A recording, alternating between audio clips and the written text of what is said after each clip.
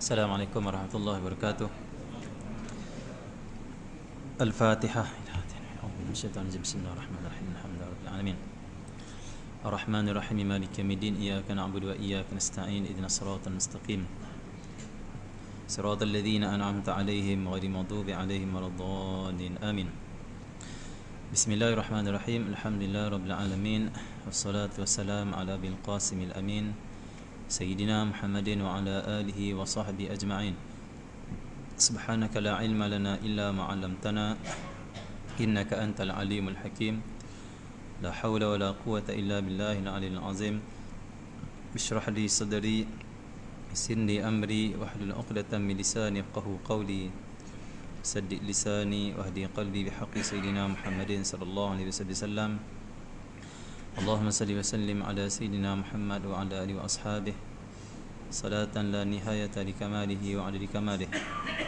Allahumma salli wa sallim ala sayyidina Muhammad al-fatih lima uliq wal khatim lima sabaqa nasiril haqqi bil haqq wal hadi ila siratikal mustaqim sallallahu alaihi wa ala alihi wa sahbihi haqqa qadrihi miqdaril azim. Bismillahirrahmanirrahim. Wassalatu wassalamu ala rasulillah. Dimuliakan pengurusi surah An-Nur, barisan arju dan kuasa, khususnya muslimin dan muslimat dirahmati oleh Allah Subhanahu wa taala. Syukur pada Allah Subhanahu wa taala kerana pada malam yang mulia ini kita dapat berkumpul bersama-sama salat berjemaah, berzikir pada Allah, dan kita menambahkan lagi dengan majlis ilmu. Semoga Allah Subhanahu wa taala jadikan majlis kita pada malam ini majlis yang dipenuhi dengan rahmat Allah, anugerah Allah Subhanahu wa taala, dan semoga hadirnya kita dalam majlis pada malam ini menjadi asbab hidupnya hati kita dan menjadi asbab hati kita ini bersih daripada segala kekotoran-kotoran dan sifat-sifat yang dicela oleh agama Allah Subhanahu wa taala. Tajuk kuliah kita pada malam ini adalah berkenaan dengan Rasulullah sallallahu alaihi wasallam adalah tauladan terbaik bagi umat akhir zaman. Bahkan Nabi sallallahu alaihi wasallam adalah contoh sepanjang zaman. Allah Subhanahu wa taala firman dalam Al-Quran, "Laqad kana lakum fi Rasulillah uswatun hasanah." Sungguh Allah Subhanahu laqad kana lakum, sungguh bagi kamu wahai umat pada diri Rasulullah sallallahu alaihi wasallam itu uswatun hasanah, ikutan yang baik, contoh yang baik, iaitu untuk kamu ikuti. Itu Nabi sallallahu alaihi wasallam. Dalam ayat ini Allah Subhanahu wa taala tidak mengatakan Nabi sallallahu alaihi wasallam itu adalah Allah Subhanahu dipanggil apa, iqtida, ataupun Allah Subhanahu Muhammad dia ada uswah. Kalau uswah dengan iqtida itu ada bezanya. Allah Subhanahu wa taala Allah Subhanahu qudwah, qudwah, uswah dan qudwah, qudwatun hasanah ataupun uswatun hasanah. Allah dalam Quran mengatakan uswatun hasanah, tidak mengatakan qudwatun. Qudwah bukan qudwah. Allah kata uswah. Apa maksud uswah dan apa maksud qudwah? Dua-duanya lebih kurang contoh untuk kita ikut. Tetapi qudwah ini adalah satu contoh yang baik, satu tauladan yang baik Allah Subhanahu yang kita lihat depan mata kita dan kita ikut. Yang ini khas untuk mereka yang hidup di zaman Rasulullah sallallahu alaihi wasallam. Ashabah itu mereka qudwah dengan Nabi sallallahu alaihi wasallam. Mereka lihat akhlak, mereka bergaul dengan Nabi sallallahu alaihi wasallam, maka mereka meniru Rasulullah sallallahu alaihi wasallam. Tetapi Allah sebut dalam Quran, Allah firman, ya Allah Subhanahu uswatun hasanah. Bila uswah, maksud Nabi sallallahu alaihi wasallam adalah contoh ikutan kepada mereka yang bersama dengan Nabi, hidup bersama dengan Nabi, ataupun mereka yang tidak sempat hidup dengan Nabi sallallahu alaihi wasallam, yang datang selepas itu. Bila uswah ini tak lihat pun boleh ikut. Kalau qudwah lihat dan ikut. Kalau uswah tak lihat pun boleh ikut dengan mendengar hadis-hadis dan sirah-sirah Rasulullah sallallahu alaihi wasallam. Maka bila Allah firman dalam Al-Quran, pada diri kamu ataupun pada kamu wahai umat, diri Rasulullah itu contoh yang terbaik, tauladan yang terbaik. Maksudnya apa? Allah Subhanahu wa taala bila Allah SWT khabarkan kepada kita bahawa Rasulullah adalah yang terbaik, hutan atau contoh yang terbaik, maka sudah pasti dah terbaik. Karena hanya Allah Subhanahu wa taala mengetahui hal keadaan hamba-Nya. Qad kafani ilmu rabbi min su'ali wa ikhtiyari fa du'ai wa ibtihali syahidun li biftiqari. Itu Imam Haddad kan. Allah Subhanahu. Cukuplah dengan pengetahuan Tuhanku tentang diriku. Allah tahu, ya rabbi anta ta'lam kaifa hali. Allah wa bima qad halla qalbi min humumin washtighali. Allah dia tahu semua hal keadaan kita. Allah tahu baik buruk kita. Dan Allah tahu setara mana baik kita dan setara mana buruk kita. Bila Allah Subhanahu wa taala mengatakan Rasulullah contoh terbaik, sehingga dalam ayat lain wa innaka la'ala khuluqin azim. Sungguhnya engkau itu wahai Rasulullah sallallahu alaihi wasallam berada di atas akhlak yang azim, yang besar, yang agung. Allah Subhanahu wa taala. Jadi bila Allah Subhanahu wa taala sendiri yang mengiktiraf Nabi Muhammad, sudah pasti pengiktirafan itu benar-benar Allah Subhanahu wa taala dia panggil apa? Tidak dusta ataupun tidak direka-reka. Memang betul. Kenapa Allah mengetahui hal Nabi Muhammad? Allah mengenali nabinya dan Allah yang mencipta segala kesempurnaan pada Nabi sallallahu alaihi wasallam. Allah Subhanahu wa taala. Tengok Nabi sallallahu alaihi wasallam bukan setakat Allah jadikan contoh terbaik, akhlaknya agung. Bahkan tengok ayat Allah, Allah kata apa? Wa innaka la'ala khuluqin azim. Apa maksud khuluqun azim? Allah Subhanahu. Dia ada khuluqun hasan, ada khuluqun azim. Ada dua juga. Kalau khuluqun hasan, akhlak yang baik. Akhlak yang baik, kata ulama, bila sebut khuluqun hasan, orang tu sangat baik. Akhlaknya lemah lembut, baik, maafkan orang, tolak ansur, hargai orang, kasih sayang, Allah Subhanahu menjaga kehormatan diri, akhlak baik. Tetapi boleh jadi dia itu dipandang hina oleh orang, bahkan dibuli oleh orang. Kadang-kadang orang baik sangat dibuli oleh orang ataupun dia ambil kesempatan dekat atas diri dia. Sebab baik sangat, betul sangat. Semua dia percaya orang cakap apa, sebab terlampau husnuzan. Bagus orang ni, akhlak dia sangat baik. Tetapi kadang-kadang orang mempermainkan dia. Tapi kalau khuluqun azim, Allah SWT, seperti mana yang Allah kabarkan dalam Al-Quran tentang Rasulullah ini, dia khuluqun azim. Allah tak kata khuluqun hasan, tapi khuluqun azim. Bila sebut akhlak azim, itu akhlak besar ataupun akhlak agung, maksudnya apa? Nabi ni mempunyai akhlak yang sangat agung, akhlak yang sangat mulia, akhlak yang sangat baik. Dalam masa yang sama, bila sebut akhlak azim, Allah letakkan di diri Rasulullah Allah SWT keagungan dan kehebatan, sehingga manusia itu menjadi hormat, Allah SWT menjadi gerun dan kagum dengan diri Nabi SAW. Maksudnya macam ni, kalau khuluqun hasan, akhlak baik, dia baik, tapi kadang orang pandang dia tak takutlah kat dia. Alah, dia nampak biasa-biasa, dia baik tapi kita boleh bully dia. Nabi Muhammad sangat baik, lemah lembutnya, rahmahnya, maafkan. Tapi bila orang duduk dengan Nabi, orang bertemu dengan Nabi SAW, orang rasa satu perasaan respect, gerun, rasa satu haibah. Sebab akhlak dia akhlak agung. Akhlak baik mungkin kita dibuli, tapi akhlak agung ditakuti, digeruni, dihormati. Itu Nabi SAW. Allah SWT. Satu hari Allah SWT, Nabi SAW duduk dengan as-sahabah. Tiba-tiba dalam hadis masuk seorang lelaki.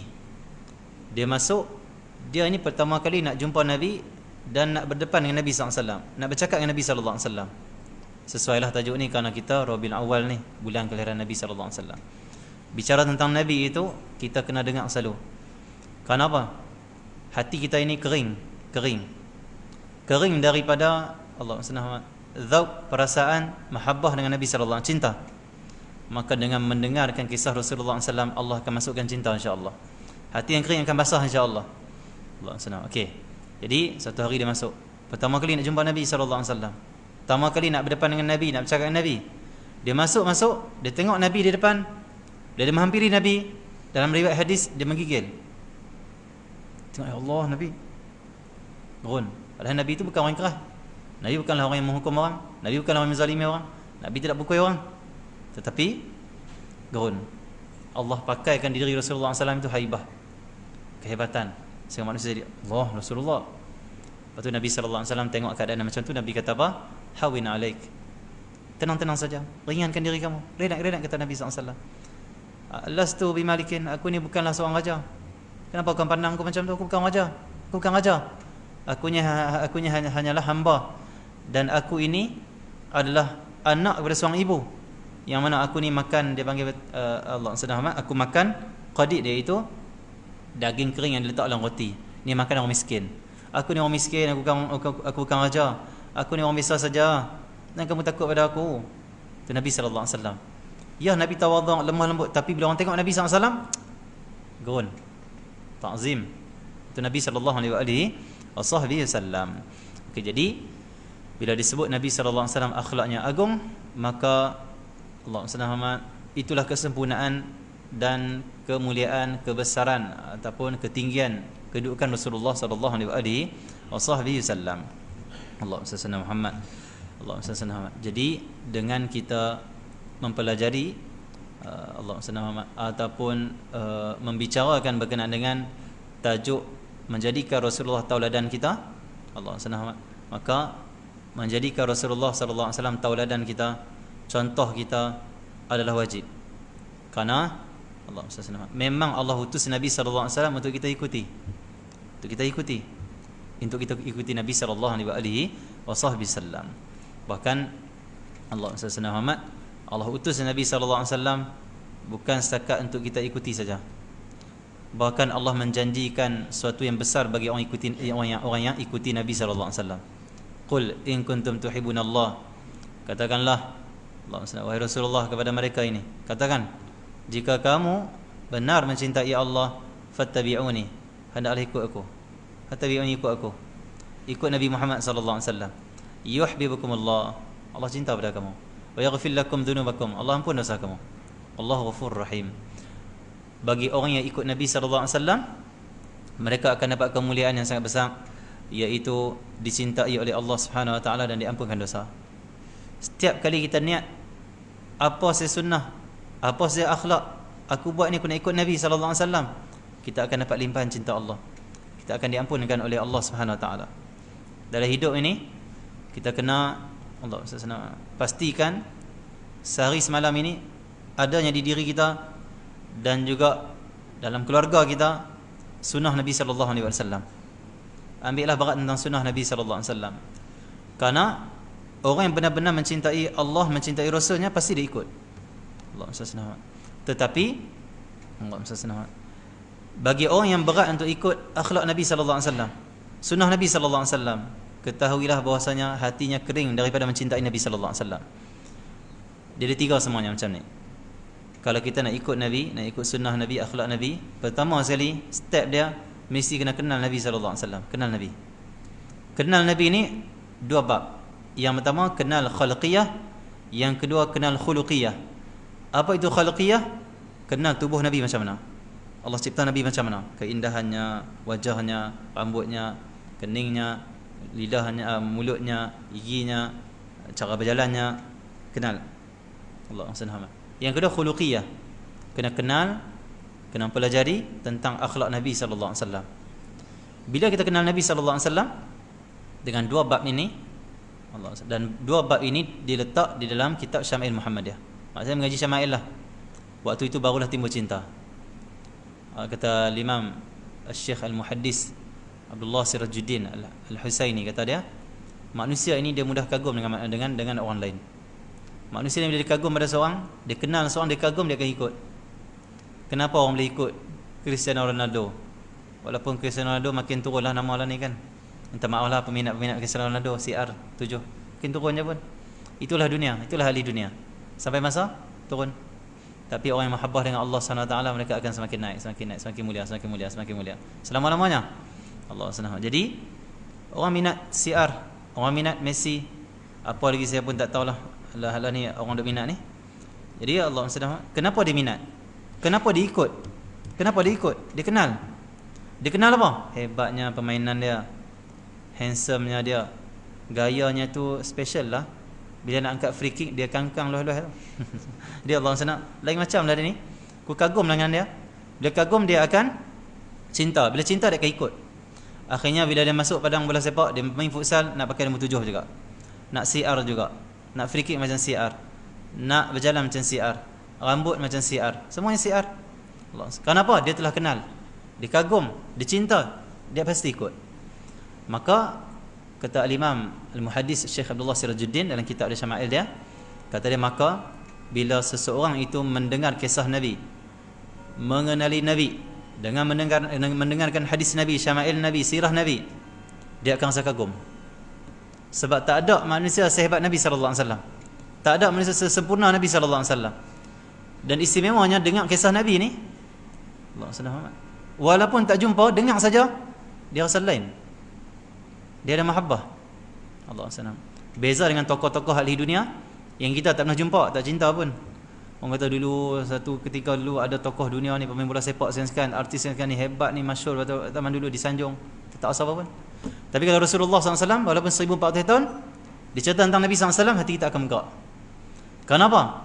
Karena dalam hati kita itu seperti Allah sebut dalam Quran, wa'lamu anna fikum Rasulullah. Allah, ketahuilah bahwasanya dalam diri kamu itu ada Rasulullah SAW. Itu ayat Quran. Ulama terjemahkan apa maksudnya? Maksudnya dalam diri kamu itu ada bahagian keimanan pada Nabi SAW. Dalam diri kita ni ada apa lagi? Allah SWT. Ada orang dia ada akhlak Nabi, ada orang dia ada sunnah Nabi, ada orang dia cinta Nabi SAW. Maka Nabi dalam diri kamu. Apa maksud diri Nabi dalam diri kamu? Bukan jasadnya, tapi iman kepadanya, cinta kepadanya. Jadi Allah SWT.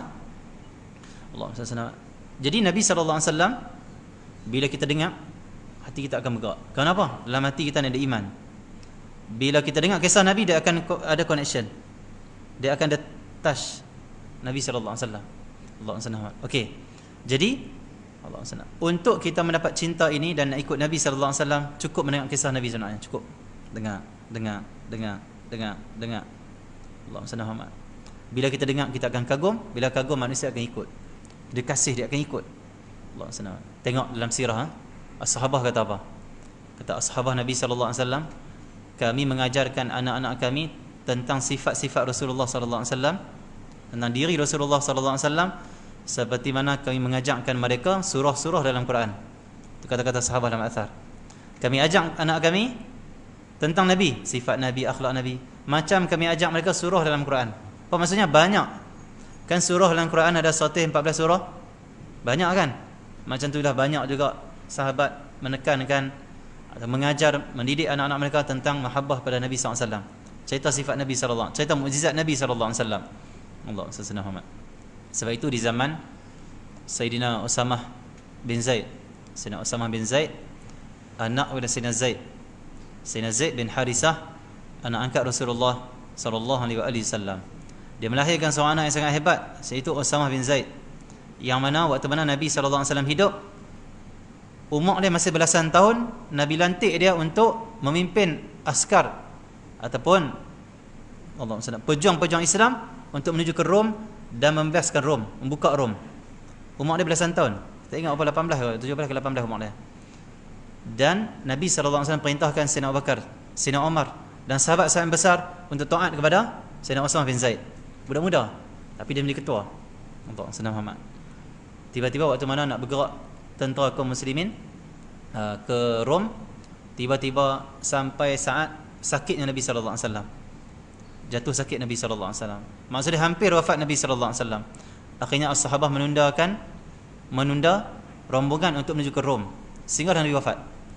Bila Nabi wafat, selesai Allah SWT diurusnya urusan Allah kebumian Nabi sallallahu alaihi wasallam, maka datang Sayyidina Abu Bakar As-Siddiq Allah SWT kepada kaum muslimin, termasuk adanya Sayyidina Umar, mengatakan, jom kita teruskan apa yang telah diperintahkan oleh Rasulullah. Kita lantik Usamah bin Zaid memimpin kita semua untuk berperang di sana di Rom. Allah SWT, ini perang dengan kuasa besar dunia. Allah SWT. Tapi waktu itu Sayyidina Umar kata salah mengatakan, wahai Abu Bakar, kan Rasulullah wahai Abu Bakar, kan Sayyidina Usamah bin Zaid ni masih kecil, masih muda. Kan bagus kalau kita lantik orang yang lebih berpengalaman, yang ada pengalaman, yang lebih tua. Kata Abu Bakar Siddiq, aku tak mau mendahului Rasulullah. Rasulullah yang pilih dia, kita ikut saja. Maka Sayyidina Umar akui. Dan pada waktu ini, kita menjadi sirah berkenaan Usamah bin Zaid ini, pada waktu ini Sayyidina Usamah bin Zaid membawa askar ataupun pejuang-pejuang sangat ramai jumlah dia. Di antara yang ramai siapa? Anak-anak sahabah. Jumlah mereka 700 orang. Anak-anak, semua anak-anak sahabat Nabi sallallahu alaihi wasallam. Kenapa yang semangat sangat tu? Allah SWT, dia tak peduli dah aku mati, aku cedera, Aku tinggal permainan aku tinggal rumah aku, tinggal makanan aku. Allah senang. Tambah nak kahwin lagi tak fikir lah. Kita sikit fikir, aku tak kahwin lagi, bahaya. Ambak elok sikit. Kau ambak laju sikit, abang aku tak kahwin lagi. Apa masalah tak kahwin lagi? Di sana lagi bagus sana. Pak kahwin lagi ramai. Allah senang. Jadi Allah senang. Tak fikir semua tu. Fikiran mereka adalah nak menolong Nabi, nak menyebarkan agama Nabi, nak berjuang untuk Allah dan Rasulnya. Allah senang. 7 kata orang. Kenapa semangat ni mai? Sebab dibacakan kisah Nabi SAW. Sehingga anak-anak yang keluar daripada rumah-rumah orang Islam pada waktu itu, semangat mereka adalah ibadah pada Allah, sebarkan dakwah, kebaikan, bahkan sampai berjuang di jalan Allah SWT. Anak kita pun semangat berjuang kat zaman ni. Berjuang dalam PUBG lah. Masuk PUBG, tembak. Jadi Allah sedang Muhammad, itu anak-anak sahabat Nabi SAW. Allah sedang ada seorang ibu, Allah sedang dia selalu cerita tentang Rasulullah. Allah sedang ibu ni kepada siapa? Ibu kepada Sayyidina Muaz dan Sayyidina Muawis. Dua beradik, adik abang. Kecil lagi. Allah senang. Tak sampai belasan tahun atau belasan tahun, awal belasan tahun. Ibunya selalu cerita, wahai Muaz, wahai Muawis, Rasulullah ini. Bahkan mak dia cerita sekali apa? Dia ni orang Ansar duduk di Madinah. Bahkan diceritakan kepada mereka ini siapa musuh Nabi. Kamu kena ingat, Abu Jahal itu musuh Nabi, menyakiti Nabi waktu di Mekah dulu. Kamu kena ingat Abu Lahab sekian, Abu Jahal sekian. Sehingga timbul dalam hati anak-anak ini semangat untuk membela Nabi dan perjuangkan atau untuk menolong Nabi sallallahu alaihi wasallam. Sayyidina Muaz dan Sayyidina Muawis. Satu hari waktu Nabi sallallahu alaihi wasallam nak menuju perang Badar. Waktu itu mai dua adik yang kecil lagi ni. Kecil lagi. Allah senang. Bila masuk dalam barisan tentera-tentera Islam, Nabi tengok Sayyidina Muaz dan Muawis ini masih kecil. Tapi mereka minta juga untuk ikut Rasulullah SAW. Nabi izinkanlah. Nangis-nangis nak ikut. Allah senang. Pada waktu itu mereka duduk di sisi Sayyidina Abdul Rahman bin Auf. Waktu mana dibuat barisan untuk menuju medan perang, Sayyidina Abdul Rahman bin Auf disusun untuk duduk di sebelah dua orang anak ni, kecil lagi, kiri dan kanan. Dan kata Abdul Rahman bin Auf menceritakan kisah ini, kata Sayyidina Abdul Rahman bin Auf, aku merasakan seolah aku ini macam tak apa nak selamat lah. Orang lain kiri kanan ni orang hebat-hebat, pahlawan hebat-hebat, tapi aku ni budak-budak. Macam mana kalau orang ikut tepi nanti macam mana? Melepi budak-budak ni. Allah sedang. Tapi tak apalah, sebab Rasulullah izinkan jalan saja. Tiba-tiba dua beradik ini bisik pada Abdul Rahman bin Auf, wahai pakcik kami, selagi bila menuju Badar, engkau nampak Abu Jahal, engkau tunjuk pada aku mana dia. Aku nak tikam dia, aku nak bunuh dia. Adiknya pun sama cakap macam tu juga. Abdul Rahman bin Auf, yang kamu dua orang ni nak cari sangat Abu Jahal kerana apa? Kenapa kau nak bunuh dia? Kata mereka, aku mendengar dia menyakiti Rasulullah SAW. Ya, kami tak pernah jumpa dia, dia duduk di Mekah, tapi selalu ceritakan kepada kami dia menyakiti Nabi. Maka hari ini kami nak bunuh dia, orang yang selalu menyakiti Rasulnya, Rasulullah Subhanahu Wa Taala. Jadi akhirnya Sayyidina Abdul Rahman bin Auf mengatakan, mula-mula aku keluar ke medan perang, aku rasa macam budak-budak ni sebelah aku. Tapi bila semangat mereka macam tu, aku rasa aku orang paling selamat sekali, dengan sifat kepahlawanan mereka dan juga semangat mereka yang tinggi. Akhirnya waktu menuju medan perang, Sayyidina Abu Jahal ni, dia Abu Jahal, dia dilindungi oleh Allah SWT, pengawal-pengawal. Dia menuju medan perang, tapi keliling dia tu ada pengawal. Ini penakut lah, takut matilah, tak ada iman, takut matilah. Dia ada pengawal. Waktu mana Abdul Rahman bin Auf tengok Abu Jahal, dia kata kat dua orang ni, itulah Abu Jahal, tu Abu Jahal, pergi kamu. Kata Abdul Rahman bin Auf, aku melihat dua anak ini yang masih kecil ini berlari laju ke Abu Jahal, seolah-olah harimau menerkam mangsa dia. Dan mereka lari kan ada kawalan. Mereka dua orang lompat masuk dalam tu, lompat masuk, lari dan lompat. Tak dapat nak tangkap. Tu perjuangan depa, tak takut apa dah. Mati-matilah hari ni. Lompat. Akhirnya abangnya tikam sebelah atas, adiknya tikam sebelah bawah. Jatuh Abu Jahal. Abu Jahal dia dijatuhkan oleh hanya dua budak. Budak apa ni?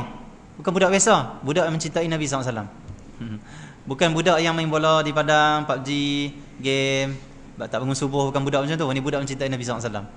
Budak didik dalam rumah dia cinta Allah, cinta Rasul, cinta Allah, cinta Rasul. Tikam. Allah senang. Akhirnya jatuhlah Abu Jahal dan mereka dua orang cepat-cepat berlari ke Rasulullah dalam medan perang. Rasulullah, aku telah bunuh Abu Jahal. Nabi kata, betul ke? Tunjuk pedang kamu dua orang. Dia tunjuk darah. Nabi akui kamu telah membunuh Abu Jahal. Itu.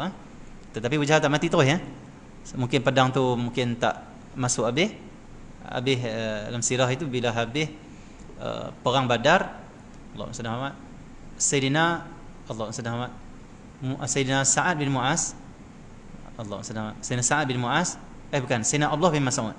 Sayyidina Abdullah bin Mas'ud dia jalan-jalan nak cari mana kaum muslimin yang syahid, tengok 70 orang syahid. Tiba-tiba dia lalu tepi Abu Jahal, dia ingat Abu Jahal mati tapi masih lagi bercakap. Tak boleh nak bangun, kan ditikam di bawah dan di atas. Tak larat dah nak bangun, darah keluar. Tiba-tiba bin Mas'ud tengok, "Oi, Abu Jahal hidup lagi." Dia bercakap lagi. Masih lagi, maksudnya tak mati. Allah bin Mas'ud cepat-cepat berkelang pedang dia. Dia naik atas dada Abu Jahal.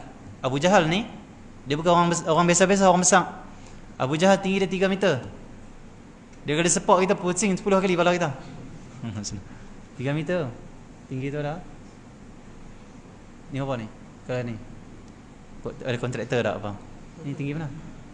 Ni 3 meter tak? 3 meter tinggi mana? Kipas tak? Kipas tak? Kipas Dia kalau naik kuda, seret kaki ke bawah macam kita naik, kita ni orang tinggi naik onda bulat. Macam tu. Kita tinggi naik onda bulat jadi macam mana? Seret kaki. Kuda yang tinggi tu tengok dia naik, dia langkah macam tu saja. Jadi Abu Jahal ni tinggi 3 meter, besar orangnya, pahlawan. Abdullah bin Mas'ud dia orang yang rendah. Dia orang rendah. Dia kecil, rendah. Dia panjat atas dada Abu Jahal, dia nak tikam. Dia nak sembelih. Waktu tu Abu Jahal ni sombong sangat-sangat. Nak mati dah pun sombong. Dia memang sangat sombong. Dia kata kepada Allah bin Mas'ud, dia kata apa? "Oi budak pengembala kambing," kata dia. Allah bin Mas'ud mengembala kambing. "Oi budak pengembala kambing. Kau punya pedang tu tak tajam lah. Tak boleh potong, tak boleh putus aku punya tengkok aku. Pedang kau ni macam koman lah. Ni local punya ni recon punya ni." Maksudnya dia kata, "Nah, ambil pedang aku. Pedang aku lebih tajam pada pedang kamu. Pedang kau tak layak potong aku punya tengkok. Buanglah pedang kamu. Kutuk orang lagi nak mati ya." Ni orang tak sedar diri ya. Jadi Allah Mas'ud tak peduli dia. Dia tetap dia nak tikam ataupun dia nak sembelih bagi putui kepala.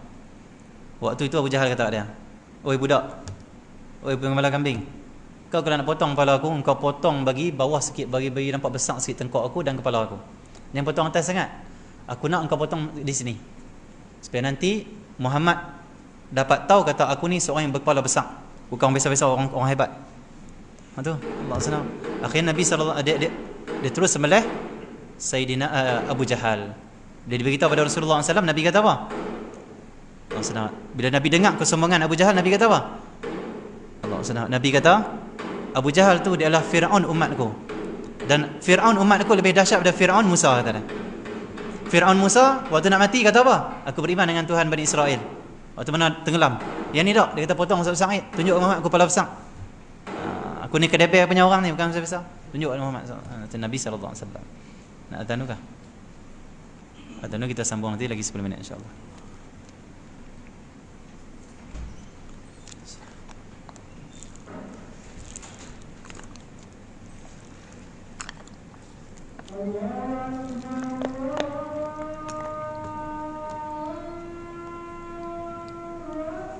Allahu akbar, Allahu akbar.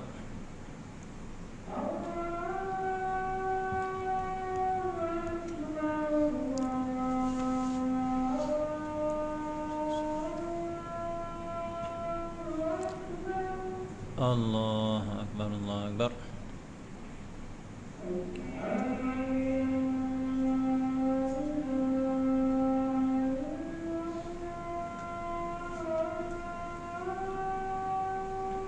Bismillahirrahmanirrahim.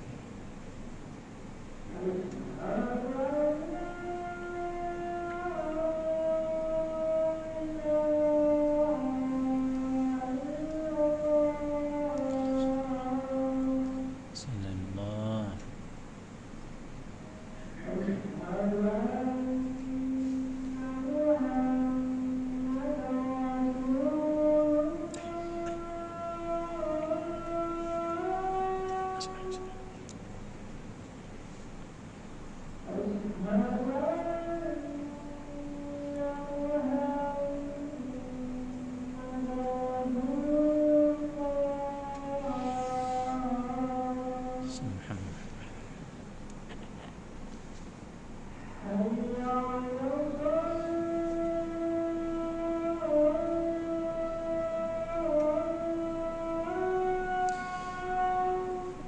حول ولا قوة إلا بالله.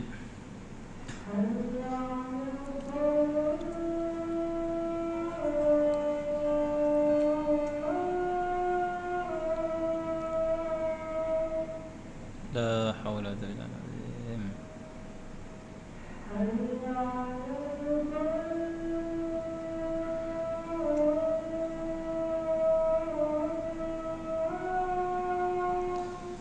لا حول ولا قوة إلا بالله.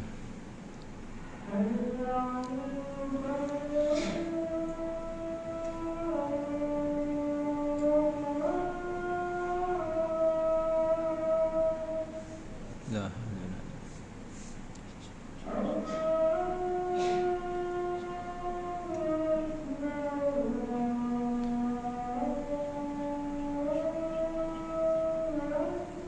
الله أكبر الله أكبر.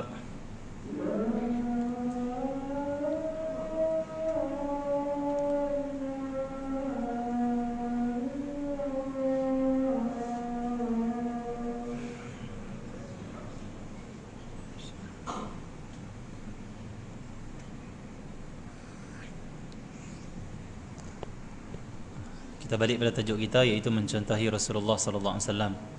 Allahumma salli Muhammad. Jadi pada akhir zaman ini adalah zaman rosaknya akhlak.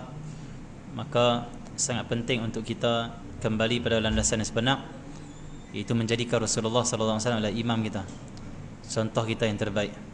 Allahumma salli Muhammad. Khususnya dalam kita berkeluarga, maka cubalah sedaya upaya untuk ikut akhlak Nabi sallallahu alaihi wasallam. Nabi kita Muhammad sallallahu alaihi wasallam, dia adalah orang yang paling baik pada keluarganya. Kita boleh tengok pada akhir zaman ini kerosakan berlaku pada rumah tangga. Apa puncanya? Bukan puncanya tak ada duit. Orang dulu tak ada duit, hidup okey ya pun. Orang ada duit banyak, harta banyak, kereta pun elok-elok, rumah elok-elok. Tapi kenapa berlaku juga pergaduhan, perceraian, pertengkaran dalam rumah tangga? Sehingga rumah tangga pada akhir zaman ini seolah-olah macam neraka pula. Balik itu macam serabut. Dia lebih rasa tenang bila di luar daripada di rumah. Kenapa jadi macam tu? Sedangkan rumah itulah tempat untuk kita menenangkan diri. Rumah itulah tempat untuk selamatkan iman. Rumah kita ni di akhir zaman kena jadikan dia umpama gua Ashabul Kahfi, untuk selamat dari segala fitnah. Tetapi akhir zaman di rumah lebih banyak fitnah, lebih banyak peningnya, lebih banyak masalahnya daripada di luar. Kenapa? Kerana rumah kita tidak terhubung dengan cara kehidupan rumah Nabi sallallahu alaihi wasallam. Nabi sallallahu alaihi wasallam bersabda dalam satu hadis, khairukum li ahli wa ana khairukum li ahli. Sebaik-baik kamu, Allah SWT, yang baik kepada keluarganya, dan aku adalah orang yang paling baik pada keluarga aku. Untuk bahagiakan rumah tangga bukan dengan duit yang banyak, bukan dengan harta yang banyak, bukan. Siapa boleh kata harta membahagiakan kita? Tak boleh. Allah SWT. Ada orang berharta, kaya raya, bunuh diri, tak bahagia hidup. Bukan di situ kebahagiaan. Kebahagiaan itu bukan di bangunan, bukan di kenderaan, bukan di permainan, bukan di pakaian, bukan di makanan, tapi di mana? Di hati, di sini. Sinilah bahagia kita. Sini bahagia kita. Dan bahagia yang kita akan rasa di hati ini, Allah SWT, adalah bagaimana caranya? Caranya adalah dengan kita menghubungkan hati kita dengan Nabi sallallahu alaihi wasallam. Ada satu perasaan nak ikut Nabi sallallahu alaihi wasallam. Kita bila ikut Nabi sallallahu alaihi wasallam, hidup kita akan bahagia. Karena bila kita ikut Nabi, di diri Nabi semuanya kebaikan. Dan orang yang duduk dalam kebaikan, dia dirahmati oleh Allah. Dan bila dirahmati oleh Allah, akan bahagialah dia. Okey, rumah tangga Nabi sallallahu alaihi wasallam macam mana? Kita contoh ya rumah tangga Nabi sallallahu alaihi wasallam. Rumah tangga Nabi sallallahu alaihi wasallam penuh dengan rahmah, kasih sayang, penuh dengan kegembiraan, keceriaan. Sayyidina Aisyah radhiyallahu ta'ala dalam satu hadis diriwayatkan, kata Sayyidina Aisyah radhiyallahu ta'ala, adalah Nabi sallallahu alaihi wasallam di rumah itu banyak ketawanya. Bahkan Nabi banyak menggembirakan ahli keluarga dia. Tetapi bila masuk waktu solat, seolah Nabi tak kenal kami. Nabi ni gembira, lawak, bermain dengan ahli keluarganya. Bila masuk azan, Nabi diam, Nabi serius. Nabi akan tinggalkan keluarganya menuju ke tempat salat, seolah tak kenal. Itu Nabi sallallahu alaihi wasallam. Nabi tengok Nabi sallallahu alaihi wasallam. Kenapa Nabi sallallahu alaihi wasallam boleh, Allah selamat, rumah tangganya bahagia macam tu, kerana akhlak yang ada di diri dia. Contoh kita suami, macam nak bahagiakan isteri kita, macam nak bahagiakan rumah tangga kita, mesti kita kena ikut Nabi SAW. Orang ikut Nabi, dia boleh bahagiakan orang, dan hidup dia pun bahagia. Nabi SAW berlaku pelbagai ujian dalam rumah tangga Nabi SAW, tetapi Nabi mempunyai akhlak yang luar biasa. Itu akhlak ketenangan dan akhlak kelemah lembutan dalam menyelesaikan semua masalah. Satu hari Nabi SAW dihadiri oleh tamu dalam hadis. Waktu itu giliran rumah Sayyidina Aisyah radhiyallahu ta'ala anha. Tetamu Nabi ramai. Sayyidatina Ummu Salamah, dia duduk di sebelah rumah Nabi SAW, dekat, dan dia tahu siapa yang datang. Dan Ummu Salamah pula, dia adalah isteri Nabi SAW yang tidak ada cemburu pada semua isteri Nabi SAW. Kerana sebelum Nabi SAW kahwin dengan dia, dia mengadu pada Nabi, Rasulullah, tak payahlah kahwin dengan saya, sini cemburu kuat lah, nanti saya marah Nabi, Allah murka pada saya. Tak payahlah. Nabi kata, itu masalah kamu, aku doakan kepada Allah untuk hilangkan cemburu kamu. Nabi doa, hilang cemburu dia. Kalau kita boleh buat itu, clear. Isteri pertama, hilangkan cemburu, tak tambah dua. Nak tambah tiga, hilangkan cemburu yang dua ni, boleh tambah tiga. Lawak lah. Dia Allah SWT Muhammad, hilang cemburu dia. Sebab itu dia banyak tolong isteri-isteri Nabi yang lain tanpa ada cemburu. Dia pun pergi ke rumah Nabi SAW. Waktu Aisyah ada, dia masuk dalam dapur. Dia kata, wahai Aisyah, marilah aku tolong hang. Aku tolong kamu, jamu tetamu. Allah SWT, aku tolong kamu. Kamu mungkin masih muda dan sebagainya. Waktu Sayyidina Aisyah tengah bancuh ayak dan sebagainya, tengah turunkan ayak, turun makanan, tiba-tiba Ummu Salamah dia pegang dulang atau talam tu, dia nak bawa ke tamu. Sayyidina Aisyah kata, ini giliran rumah aku, jangan kau malukan aku. Seolah macam aku ni tak tolonglah Nabi, tak jayan tetamu lah, macam aib lah. Bagi aku yang angkat, kata Aisyah. Ummu Salamah kata, tak apa kau angkat lah, jangan kau susahkan, tak apa kau angkat, aku tolong. Akhirnya dengan perasaan cemburu Aisyah ni ada perasaan cemburu biasalah. Dengan cemburunya Sayyidina Aisyah radhiyallahu ta'ala anha, sebab nanti Nabi akan tengok, oh Ummu Salamah baiknya, dia tak mahu tu, nak dipandang akulah Sayyidina Aisyah macam tu, biasalah. Akhirnya apa dia buat? Allah SWT, dia tinggikan suara, bagi aku ini, marah. Allah SWT. Waktu tu Nabi SAW melihat ke arah dapur, ada, dan terbuka ruang tu, nampak Nabi SAW menuju untuk selesaikan masalah isterinya. Tiba-tiba Sayyidina Aisyah ambil dulang tu, dia buat macam tu, jatuh, habis semua jatuh. Allah SWT, ni dah nak berlaku perang dunia dah ni. Nabi hadir. Waktu Nabi tengok Allah SWT keadaan macam tu, sampai jatuh semua, Nabi perasan. Tetamu pun masih duduk tengok, Masya Allah, isteri Nabi SAW. Allah SWT, Masya Allah, ni perang ni. Tengok Nabi kali, Allah, orang tengok. Apa Nabi buat? Nabi kata apa? Ibu-ibu kamu ni mereka cemburu sama kamu. Nabi senyum. Ibumu marah, ibumu cemburu, kata Nabi SAW. Dia makan. Akhirnya Nabi tutup, dan Nabi kata, wahai Ummu Salamah, bagi pada Aisyah, bagi Aisyah bawa. Ini rumah dia, ini giliran dia. Macam tu saya Nabi SAW. Tanpa pukul, tanpa mengatakan engkau memalukan aku. Tak ada. Nabi tenangkan, dan Nabi faham perasaan seorang wanita. Jadi kita dalam rumah tangga ni, di suami, berlemah lembutlah dengan isteri kita. Dalam hadis kata Sayyidina Aisyah, Rasulullah Allah SWT tidak pernah menggunakan tangannya untuk memukul wanita. Tak pukul, Nabi didik baik-baik. Nabi kata, orang perempuan itu dia tulang rusuk kamu. Allah SWT, bahagian orang perempuan ni daripada situlah asalnya, tulang rusuk kan. Jadi dia bengkok, kata Nabi SAW. Kalau kamu nak betulkan dia, jangan kamu keras. Kalau keras, kamu akan matahkan dia. Maka berlemah lembutlah dengan, dia panggil kaum wanita atau isteri. Maka dalam rumah tangga, Allah SWT, kita perlu ada kelembutan. Kerana di akhir zaman ni berlaku banyak penceraian. Kenapa? Tak ada ilmu, tak kenal Nabi SAW. Allah SWT, lemah iman, sehingga dia tak tahu nak hadapi situasi ataupun problem yang berlaku dalam rumah tangga. Tapi orang yang ada ilmu, ada akhlak Nabi, dia tenang. Allah SWT, kita dengan anak-anak tenang, didik dengan baik.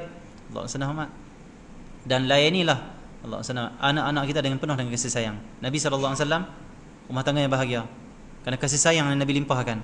Nabi SAW dalam hadis, satu hari Nabi SAW ingin cucu dia, kelemah lembutan Nabi SAW, ingin cucu Sayyidina Husain ataupun Sayyidina Hasan, naik atas dada Nabi SAW. Bila naik, Allah SWT main dengan Rasulullah, Nabi sampai baring, dia naik. Tiba-tiba dia kencing atas dada Nabi SAW. Kencing atas dada Nabi SAW. Sayyidina Anas waktu tu ada. Dia cepat-cepat dia kata, kamu kencing atas dada Rasulullah SAW. Nabi kata, wahai Anas, jangan ganggu dia. Siapa yang mengganggu dan menyakiti cucu aku ini, menyakiti aku, kata Rasulullah SAW. Biarkan dia sampai dia puas. Penuh Nabi SAW. Senyum saja. Nanti Nabi bangkit basuh. Kita macam mana cucu kita? Baru pecah sikit ya, oi. Calak sikit, oi. Nabi tak apa. Kencing atas dada, relax saja. Nabi SAW, Allah SWT, itulah akhlaknya. Bahkan Sayyidina Umar, pernah satu hari Sayyidina Umar, ni akhlak kelembutan dalam rumah tangga.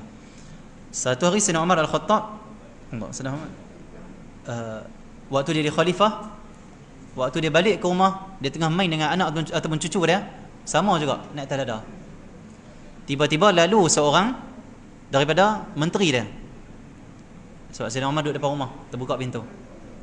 Kata menteri dia, wahai budak, hai, apa ni kau duduk di atas dada Amirul Mukminin? Apa ni? Umar kali kat dia. Umar kata, kamu di rumah tangga kamu macam mana? Kamu dengan anak-anak kamu macam mana rumah tangga kamu? Aku, dia kata, kalau balik, anak-anakku dan isteriku semua diam. Maksudnya kerah kan? Ayah balik diam. Takut. Kata Sayyidina Umar, sekarang juga aku pecat kamu. Jangan jadi menteri ku. Aku pecat kamu sekarang juga. Dilucut jawatan kamu. Kenapa? Kalau dengan keluarga sendiri pun tak boleh lemah lembut, macam mana kau nak lemah lembut dengan umat Nabi SAW? Aku nak menteri-menteri aku, orang yang berkhidmat untuk kerajaan aku ini, berlemah lembut dengan umat Nabi SAW. Kasih sayang, lemah lembut seperti Nabi SAW. Engkau keras, tak layak, sudah. Allah SWT, itu Sayyidina Umar Al-Khattab. Jadi rumah tangga mereka menjadi bahagia kerana apa? Kasih sayang, kesabaran, tolak ansur, rahmah, memaafkan, husnuzan, semuanya. Allah SWT. Dan contohilah Nabi SAW dalam apa sahaja pergaulan kita setiap hari, khususnya di akhir zaman. Zaman kita terdedah dengan fitnah, dikutuk, mungkin dikata, mungkin difitnah. Ikuti akhlak Nabi SAW. Akhlak, jangan balas keburukan dan keburukan. Mungkin orang kata kat syekh kita, tok guru kita, orang kata kat madrasah kita, ikuti akhlak Nabi. Jangan maki balik. Kalau orang maki syekh kita, kita maki balik orang, kita dengan orang tu sama saja. Apa bezanya? Sama-sama syaitan. Tapi kalau orang maki syekh kita, orang maki madrasah kita, orang fitnah kita, orang kata pada kita balas apa? Memaafkan. Doakan, ya Allah hidayah, ya Allah hidayah. Selesai. Dan kita ikut Nabi SAW. Ini zaman banyak permusuhan, perselisihan. Dia panggil apa? Orang kagum dengan pendapat diri dia sendiri. Orang akan menghina orang bila pendapat dia tak sama dengan dia.